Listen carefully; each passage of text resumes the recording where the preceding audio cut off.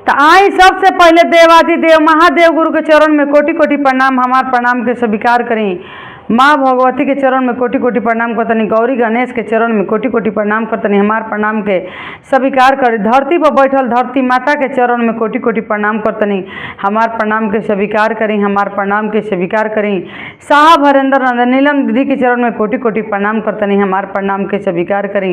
YouTube के माध्यम से जितना गुरु भाई बहन हमारे चैनल के देखा था सब कोई के प्रणाम करतनी। हमार प्रणाम के स्वीकार करी। हमार प्रणाम के स्वीकार करें। आ ललिता शिव चर्चा चैनल के आगे बढ़ाई भैया। बहुत सुंदर सुंदर कथा लेके रो सभी के बीच में लेके हम आई ना। तो देखी कथा सुने के पूरा प्रयास करब। कथा यह बा कि एगो गांव में एगो गरीब रहन, लेकिन उनका अंदर में घमंड कम ना रहे आ चुगली कम ना रहे उनका पत्नी के। ऐसे दूसरा के निंदा चुगली शिकायत खीसा कहानी दूसरा में ना रहे के चाहिए। अपना आप से मतलब रखब तो ज़्यादा तरक्की होखी। अपना आप से मतलब रखब तो बच्चा बहुत अच्छा निकली हसन घर के। आ दूसरा के घर के बात अपना घर में बतियाइब, दूसरा के गंदगी अपना घर में ले आके फैलाइब तो ये से लाइफ और ख़राब होखी।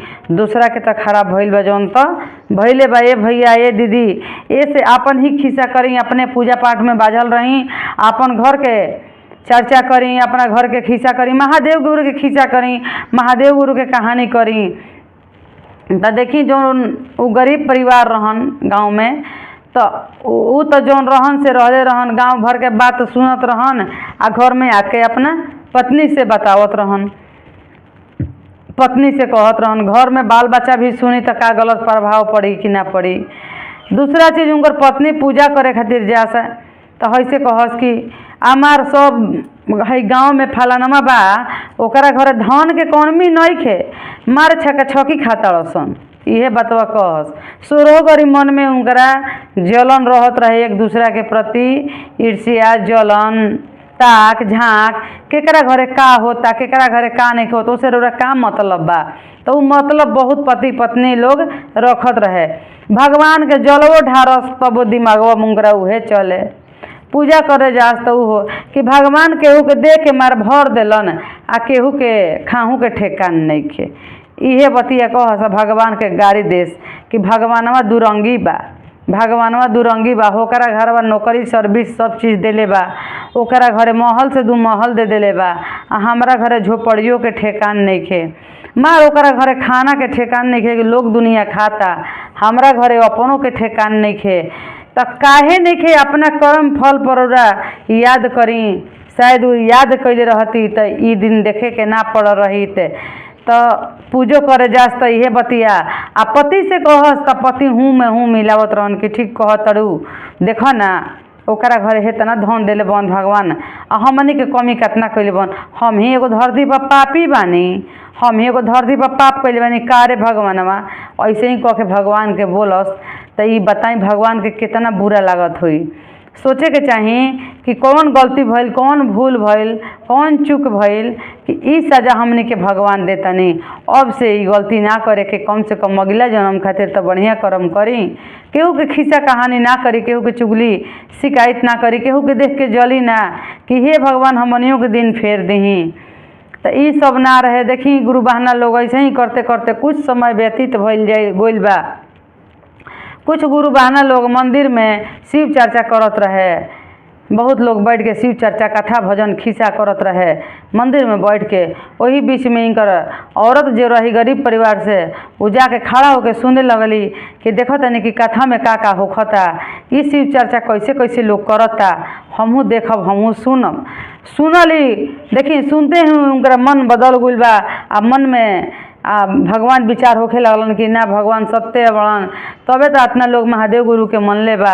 चली तो जाके अपना राति खानी पति से कहत रही कि दिन भर कमा के अइलन, खाए के ठिकाना ना रहत रहे, दिन भर कमात रहन, सांझी खानी जो रहत रहे 2 रोटी बनत रहे वही में खात पिगत रहन जा। कहत रही पति से अपना कि ये स्वामी जी जब काम करके अइलन शाम के समय रहे कि ये पति जी ओह मंदिर में बैठ के सब शिष्य लोग शिव चर्चा करता, शिव के गुरु अपन बना ले बा, हमनियों के बना के देखे के जने हमनियों के दिन फिर जाई। तो जो पति रहन से खराब बात में तो बहुत साथ देत रहन, एहू में साथ दिलन। कहलन कि ठीक बा, जब तारा इहे इच्छा बा तो जा तूहू कह के देख। तो फिर शिव चर्चा होता। वही शिव चर्चा में जाके नहा धोआ के बढ़िया से कपड़ा लत्ता पहन के जाके बैठल बड़ी कहत रही शिष्य लोग से कि ये गुरु बहना लोग कैसे कैसे शिव चर्चा करी न जा, हमरो के बता दही।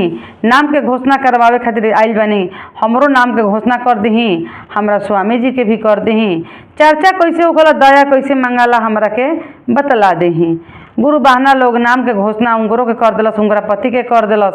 कैसे शिव गुरु से दया मांगल जाला उहो बता दिलस, चर्चा कैसे कइल जाला उहो बता दिलस, नमः शिवाय कैसे करे के बा सब कुछ बता दिली जा। गुरु बहना लोग बता दिली। ये गुरु बहना गोली अपना घर में गुरु बहना तो जेकर जौन लुफुत रही धीरे ही नु छूटी।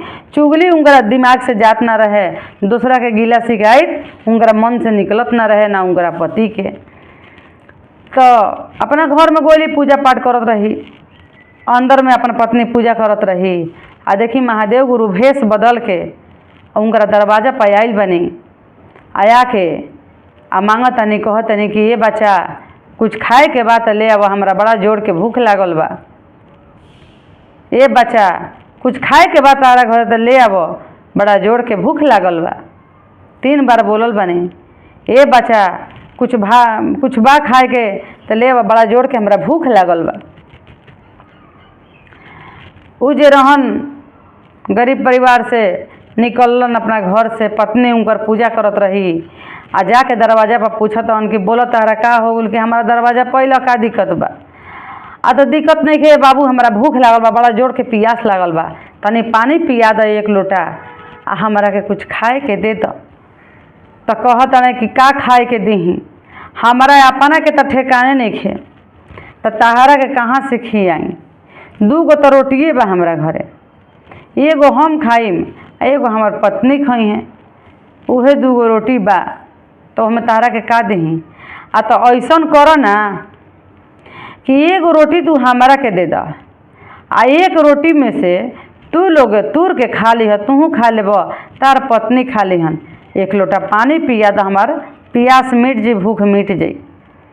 कहता नहीं कि ना ना ना ना 2 गो रोटिए बा, वही में एगो दे देव तो तुर के खाइम जाता, पेट भरी हमार। दिन भर दूसरा के खट के आइल बनी, कुदारी चला के आइल बनी, दिन भर बनिहारी करके आइल बनी, तो 2 गो रोटी हमारा घर में बनल बा, खा के उहे सुतम दोनों प्राणी। तो बिहान भेला उठ के हमरा कमाए जाए के हुई।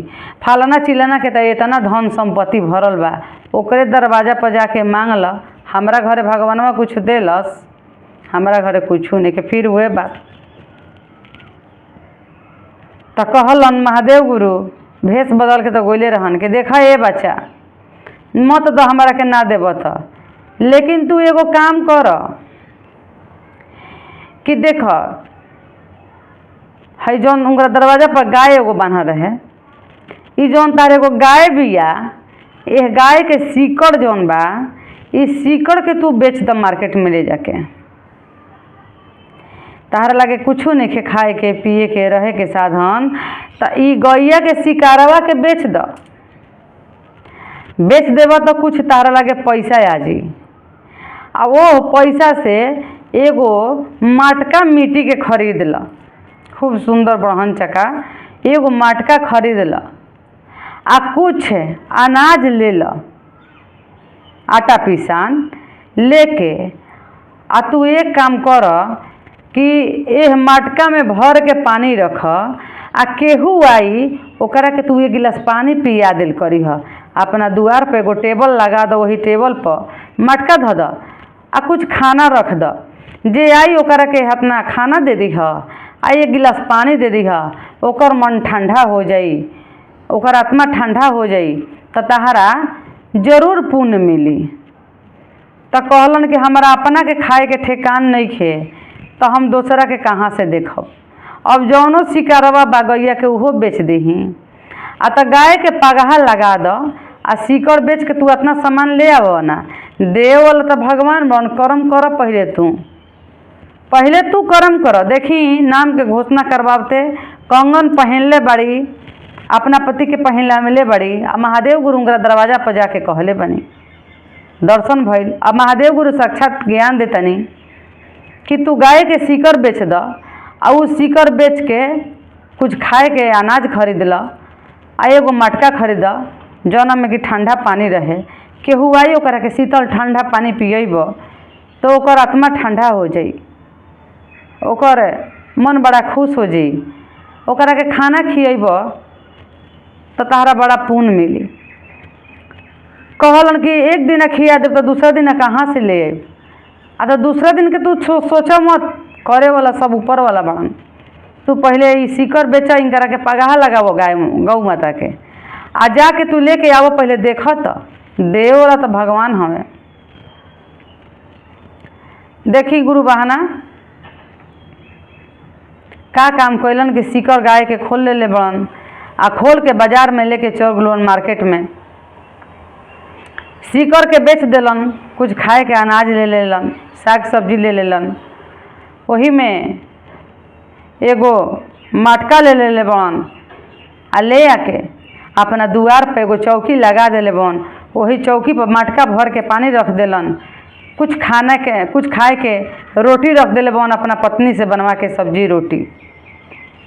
अब जे जाए ओकरा के एक गिलास पनिया पियावा से दूगो रोटिया देस कि खैले जा, खैले जा, खा ले भैया, खा ले भैया। देखी उनकर अंदर में कैसे धीरे धीरे ज्ञान आवत गइल बा। शिव चर्चा में घोषणा करवाते ही खा लो भैया, खा लो बहिनी। गरीब आदमी जाए आवे खाए, अमीरो खा लेवे, पानी पी लेवे, कोई खाए कोई पी लेवे। जैसे ही घोड़ा से एगो सवार होके सेठ जात रहे, सेठ जात रहन तो सेठ के बड़ा जोर से पियास लागल बा, बहुत जोर से पियास लागल। आ घोड़ा वोजे बिलमा देले बन, घोड़ा के रोक देले बन, घोड़ा रुक गइल बा। कहले बड़न कि हमरा के एक गिलास तनी पानी पिया दो, हमार पियास बुझ जाओ, बड़ा पियासे हम तड़पतानी। तो उ कहता गरीब भैया कि चली हमारा घर में चली, हमार पत्नी रोरा के खिया दी, हम बढ़िया से खाना रोरा खा ले, हम बैठ के आ तनी पानी पी ले, हम खानवा खा के पनिया पी ले, हम खाली पेटे पानी ना पिए के, अतना खाली पनिया पिया दो, ना ना ना खाली ना पानी पियाई, चलो तारा के बैठा के खाना हम खियावत तनी। तो अपना पत्नी से कहले बड़े कि देखो भाई से हब जा तनी बढ़िया से खाना पीना, तू खिया दो दूगो गरम गरम रोटी बना के, बाकी खाना तो लेके बहरी बैठल ही रहन। का कैली बड़ी उनकर पत्नी भैया कि खूब गर्मा गर्म दूगो रोटी बना के, बढ़िया से सब्जी बना के उनकर के, आ ठंडा जल देले बड़ी पिए के, आ भर पेटा खैलन, खा के पानी पी लेलन, आ चल देलन घोड़ा पर सवार होके। आ भर रास्ता का सोचते जातन कि देखो गरीब होके आ ई चौकी लगा के आ मटका के पानी पियावत, सब कोई के ठंडा जल खाना खियावत, एक लगे कुछ नहीं खे।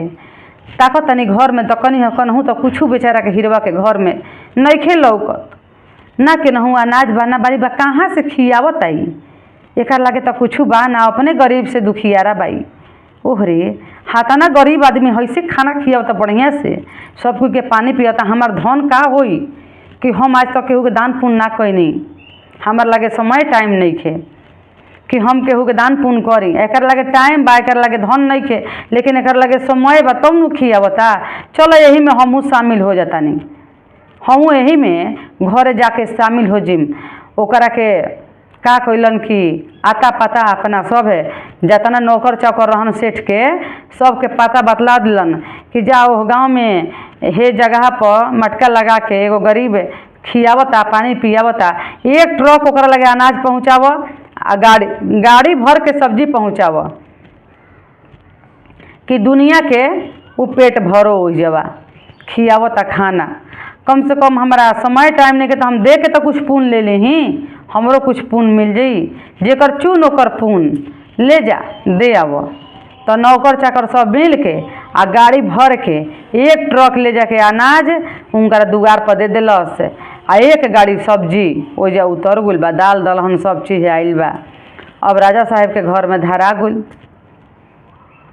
घर भर गुल अनाज से, एक गरीब परिवार के घर भर गुल अनाज से, ओजा गरीब के दुआरी पर धरा उतरल बा। तो अब धरे के जगह नहीं खे, अब बेचारा ही अपन बना बना के खिले जात रहन, जितना आदमी जात रहे उतना आदमी खैले जात रहे, पानी पीले जात रहे। फिर घोड़ा पर सवार होके एगो बहुत राजा महाराजा वही में है पार होत रहन।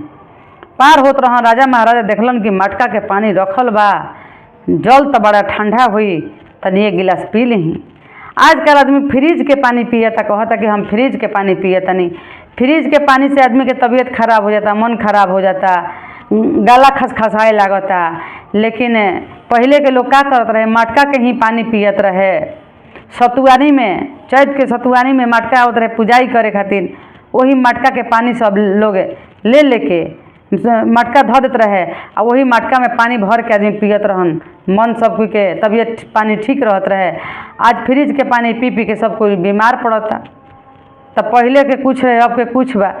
तब मटका के पानी देख के राजा साहेब उतर गुलन घोड़ा पर से आ उतर के कहतन कि एक गिलास हमरा के मटका के पानी पिया दा, हमार मन ठंडा हो जाओ, तनी हमारे दिमाग अस्थिर हो जाओ, गर्मी से बड़ा परेशान बानी ओह गरीब से। तो कहतन कि ना खाली पानी कैसे दूगो रोटी खा ली, मौका दी कि रौरा के दूगो हम रोटी खिया सकी। तो ना ना ना हमारा समय नहीं खे। आता ना ना ना रौरा खा के जाई, हाथ जोड़तनी, एक मौका दे दी, दूगो रोटिया खा ली आ पनिया पी ली, ठंडा जल बा पी ली रौरा। तब का कैले बड़न कि अपना पत्नी के आवाज़ लगेले बन कि ले जा राजा साहेब के तनी रोटी गर्मा गर्म बना के खिया दो आ ठंडा जल दे दी। ले गुल बड़ी रानी घर में, उनकर औरत जे गरीब परिवार के रही लिया गुली घर में, खूब बढ़िया से आसन लगा के बैठा देली। कहता रही कि बैठी राजा साहेब, तुरंत 2 मिनट में रौरा खातिर हम गर्मा गर्म रोटी निकाल देतनी। गर्मा गर्म रोटी निकाल देली आ निकाल के आ सब्जी आ रोटी आ वही मटका में के जल उनकरा के दे देली। खा के उनकर पेट भर गइल। तब कहतन कि ताकतरन तक केनहू घर दुआर नइखे, अनाज सब असही फेंकल बा, अनाज फेंकल बा। तो खातन सोचतन कि अगर बारिश से आई तो ये अनाज तो भींज जाई, तूफान आई तो सब तो जेने तेने अनाज हो जाई, तो ये खियाई कहाँ से। चलो हमार लगा इतना धन रह के करी का, कौना दिन रात खितरी बा। जब गरीब के इतना बड़ा दिल बा तो हम तो राजा महाराजा बानी, हमारा का इतना बड़ा दिल होके के चाहिए। समय टाइम तो नहीं खे, लेकिन घर में नौकर चाकर बा, भेज के आ एकर हम महल बनवा देतनी। 3 महल बनवा देहब तो तीनों महल में अपन रखी हन सामान आ गरीब लोग के खियावत रही, जल पियावत रही। तो कहतने निकल के राजा साहेब कि हमार पेट भर गइल पानी से आ खाना से, तहार लगे कुछ बाना आ तू हाथना लोग के खियावत रह पियावत रह, तहारी महल अब काल से काम लागी महल बने में। तो पता वजह से लेके आ जाके अपना नौकर चाकर के सब पता दे के आदमी जन लगा के कि जितना रुपया लाग जाओ, जितना रुपया लाग जाओ, एकर 3 महला घर बनवा के आ तब तू लोग के आवे के बा। अनाज पानी सब घर में धो के भर के रख के आवे के बा। काहे कि वो आदमी गरीब आदमी ह आ सब कोई के पेट भरता, ठंडा शीतल जल पियावता। तो जाके तू लोग इतना काम कर द। तो सब नौकर चौकर जाके आ देखी ओह गरीब के घर 3 महला ढलवा दिलस, बनवा दिलस। खूब बढ़िया सुंदर बिल्डिंग महल बन गइल बा आ वही महल में अनाज सब रखा गइल बा, भरल बा। आई अपन बहरी जैसे चौकी लगा के खियावत रहन, ठंडा जल पियावत रहन। वही लंगर चलत रहे, वही लंगर में जितना लोग गरीब दुखिया साधु संत रहे सब जाके खात रहे। आ देखी गरीब से कहाँ अमीर बन गुलन, शिव गुरु के चर्चा करते ही आ नाम लिखवाते ही, कंगन पहनते ही उनकर दिन दुनिया बदल गइल। महादेव गुरु दर्शन दे के उनकर दिन दशा बदल देनी सब।